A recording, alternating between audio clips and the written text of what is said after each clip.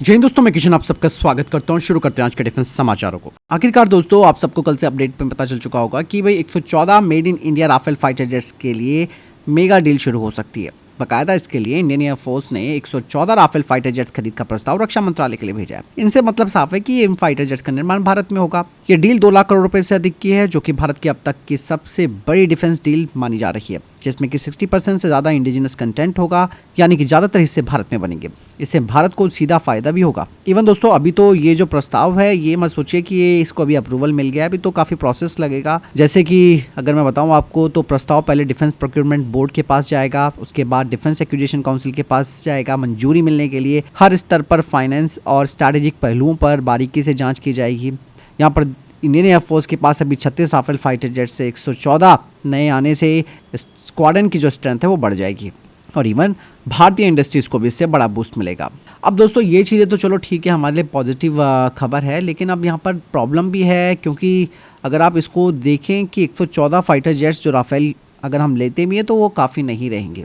आज आप देखिए, इंडियन एयरफोर्स के पास सिर्फ 31 स्क्वाड्रन्स है, हमें 42 के स्क्वाड्रन्स चाहिए। आने वाले 10 सालों में मिग-21 बाइसन, जागुआर, मिराज 2000 और इवन मिग-29 रिटायर हो जाएंगे। अगर ये रिटायरमेंट ऐसे ही चलता रहा तो 2035 तक, यानी कि 2035 तक इंडियन एयरफोर्स के पास सिर्फ 19 स्क्वाड्रन्स ही रह जाएंगे। यही वजह है कि 114 राफेल फाइटर जेट्स लेना काफ़ी नहीं होगा। इवन दोस्तों, अगर मैं आपको एक चीज़ और बताऊँ, तो भारत को कम से कम 10 स्क्वाड्रन्स का ऑर्डर देना चाहिए, करीबन 180 से 200 राफेल फाइटर जेट्स का। इसका फ़ायदा तो सबसे पहला ये मिलेगा कि आपको टेक्नोलॉजी ट्रांसफ़र काफ़ी मजबूती से फ्रांस करेगा।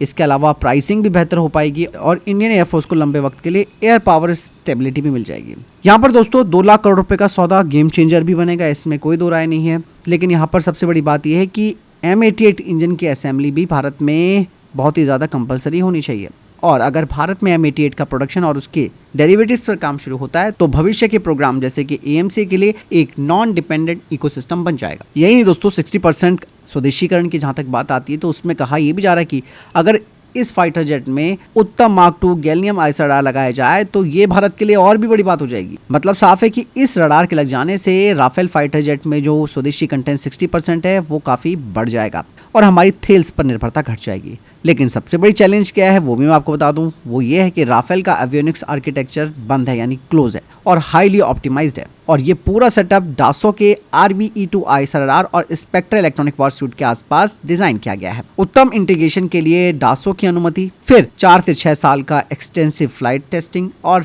सॉफ्टवेयर रिवैलिडेशन जरूरी होगा। हालांकि यहाँ पर एक और ऑप्शन भारत के लिए सबसे बढ़िया है कि भाई जब आपको ये डील करनी है तो राफेल F5 वेरिएंट को ही क्यों ना चुना जाए, क्योंकि भारत को राफेल F5 वेरिएंट पर ही अब फोकस करना चाहिए, जो कि फ्रांस तैयार कर रहा है। क्योंकि इस फाइटर जेट में दोस्तों पहले से ही गैलियम आइस रडार होगा, प्लस ये मैन अनमैन टीमिंग जैसी क्षमताओं के साथ आएगा, और 2030 से ही ये उपलब्ध हो पाएगा। और प्राइस ब्रैकेट की बात की जाए तो ये भी उसी जो इस वक्त हम जो राफेल ले रहे हैं उसी के आसपास होगा। तो कुल मिलाकर दोस्तों ये आप समझ सकते हैं कि भारत की एयर पावर क्राइसिस केवल राफेल खरीद से ही हल नहीं होगा। बल्क ऑर्डर हमें देना होगा, इंजन का लोकलाइजेशन करना होगा, रडार और इलेक्ट्रॉनिक वॉर सिस्टम में स्वदेशीकरण होगा, और लॉन्ग टर्म योजना यहाँ पर भारत को बनानी पड़ेगी। क्योंकि ये ही 4 जो ऑप्शंस हैं, यही 4 जो स्तंभ है, वो इंडियन एयरफोर्स को भविष्य की लड़ाई के लिए तैयार कर सकते हैं।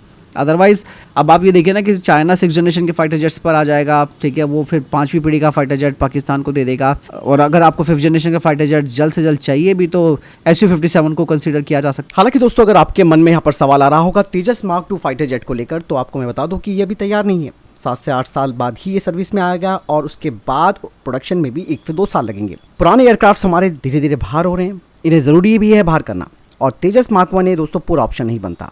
मार्क 1 एक हल्का फाइटर जेट की कैटेगरी में आता है, जबकि जो विमान हट रहे हैं वो भारी और ज़्यादा हथियार ले जाने वाले हैं। इसीलिए अभी हमारे पास ऑप्शन बहुत ही लिमिटेड है। जो एयरक्राफ्ट हमारी सर्विस से बाहर हो रहे हैं उन्हें बदलने के लिए तुरंत हमें एक सक्षम फाइटर जेट चाहिए, और राफेल जैसा विमान इस समय सबसे अच्छा ऑप्शन है। अब जो पीछे बातें हो गई उसको भूल जाओ, अभी राफेल खरीदना काफ़ी ज़रूरी है, क्योंकि तेजस मार्क 2 के आने में वक्त है, तो इसीलिए यहाँ पर ऑब्जेक्शन करना भी ठीक नहीं है। आपको क्या लगता है, कमेंट सेक्शन में बताइए। वहीं दोस्तों, भारत का जो प्रोजेक्ट 76 है, इसके तहत नई पनडुब्बियां बनेंगी, और ये जो पनडुब्बियां होंगी दोस्तों वो 2500 टन की डीजल इलेक्ट्रिक सबमरीन्स होंगी, और ये पनडुब्बियां मेक इन इंडिया और आत्मनिर्भर भारत के तहत ही बनेंगी। इसका मकसद है भारत की अंडर वाटर वॉरफेयर क्षमताओं को मजबूत करना। डिज़ाइन की बात की जाए तो L&T और नौसेना की सबमरीन डिज़ाइन ग्रुप मिलकर इसका डिज़ाइन तैयार कर रही हैं। डिज़ाइन की नींव SOV 500 मिजेट सबमरीन होंगी। SOV 500 एक छोटा लेकिन पूरी तरह से स्वदेशी डिज़ाइन है और इसे ही बेस बनाकर जल्दी और मजबूत डिजाइन तैयार किया जाएगा। इवन L&T के डिफेंस वीपी जो है उन्होंने कहा है कि डिजाइन सिर्फ 1.5 महीनों में तैयार हो जाएगा। अगर कॉन्ट्रैक्ट L&T को मिलता है तो कंपनी 6 सबमरीन 10 सालों में बना सकती है। इसकी खासियतों की बात की जाए तो इसका स्टेल्थ डिजाइन होगा, आधुनिक सेंसर्स और सोनार सिस्टम्स होंगे, AIP सिस्टम होगा और हाई लेवल का स्वदेशी कंटेंट होगा। दरअसल प्रोजेक्ट 76 भी भारत के लिए काफ़ी ज़रूरी है, क्योंकि अभी भारतीय नौसेना के पास स्कॉर्पियन क्लास की पनडुब्बियां हैं, लेकिन चाइना और पाकिस्तान लगातार अपनी अंडर वाटर क्षमताओं को बढ़ा रहे हैं। भारत को अपनी पनडुब्बी फ्लीट बड़ी और आधुनिक करनी होगी ताकि हिंद महासागर में स्ट्रैटेजिक बढ़त बनाई जा सके। दोस्तों, ANI की रिपोर्ट बताती है कि भारतीय वायुसेना के राफेल फाइटर जेट ने ऑपरेशन सिंदूर के दौरान पाकिस्तानी एयरफोर्स के विमानों को मात दी। पाकिस्तान ने इसमें चाइना से मिली PL-15 BB-RAM मिसाइल का इस्तेमाल किया था, लेकिन राफेल के स्पेक्ट्रा इलेक्ट्रॉनिक वॉरफेयर सूट ने खेल ही पलट दिया। एक राफेल पर पाकिस्तानी एयरफोर्स के J-10 और JF-17 विमानों ने मिलकर 3 PL-15 मिसाइलें दागी, लेकिन राफेल ने अपने स्पेक्ट्रा इलेक्ट्रॉनिक वॉरफेयर सिस्टम से एडवांस जैमिंग, थ्रेट एनालिसिस और काउंटर मेजर्स डिप्लॉयमेंट करके इन मिसाइलों को बेअसर कर दिया। नतीजा, राफेल न केवल सुरक्षित रहा बल्कि हवाई जंग में उसने अपना दबदबा भी बनाए रखा।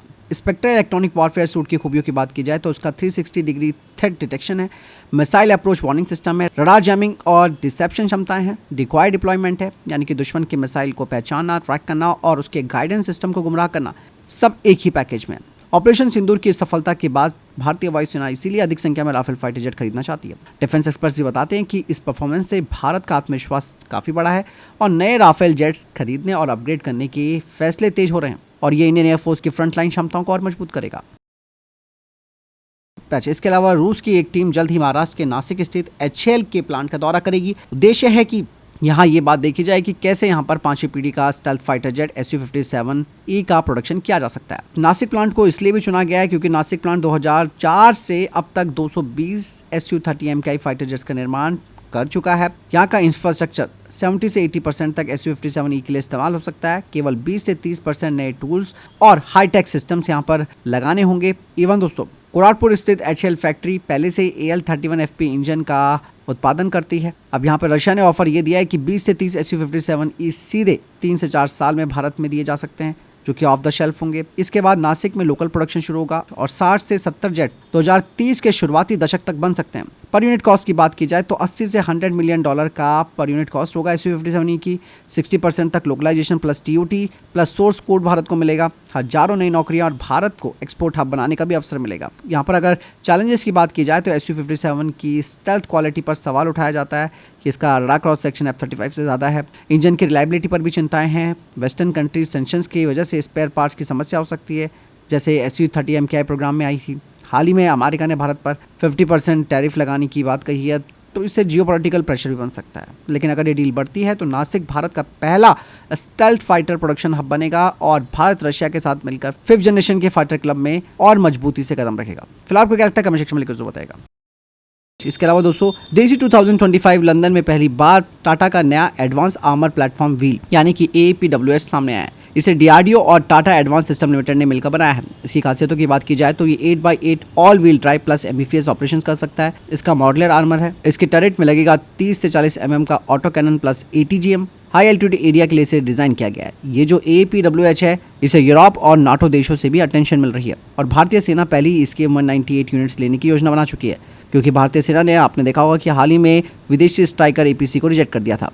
ये व्हीकल न केवल भारत की ज़रूरतों को पूरा करेगा बल्कि डिफेंस एक्सपोर्ट मार्केट में भी भारत को ग्लोबल खिलाड़ी बनाएगा।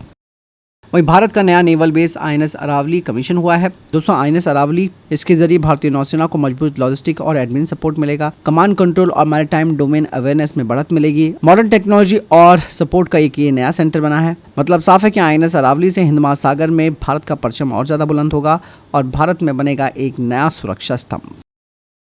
दोस्तों, HAL LCH प्रचंड का नया अपग्रेड का प्लान कर रहा है। दरअसल कुल 156 प्रचंड हेलीकॉप्टर बनाए जाएंगे, 90 भारतीय सेना के लिए, 66 इंडियन एयरफोर्स के लिए, जिसमें कि 7 नए सिस्टम जोड़े जाएंगे, जिसमें कि देश में बने air to ground missile, laser guided rocket, आधुनिक electronic warfare system, nuclear detection क्षमता, डेटा लिंक ताकि दूसरे प्लेटफॉर्म से सुरक्षित कम्युनिकेशन हो सके, ऑब्स्टेकल अवॉइडेंस सिस्टम और DIRCM यानी कि दुश्मन की मिसाइल को भटकाने वाला सिस्टम। और साथ ही साथ जो 4 अपग्रेड किए जाएंगे उनमें नया EO पॉड होगा, हेलमेट माउंटेड पॉइंटिंग सिस्टम होगा और 2 अन्य टेक्निकल सुधार इसमें किए जाएंगे।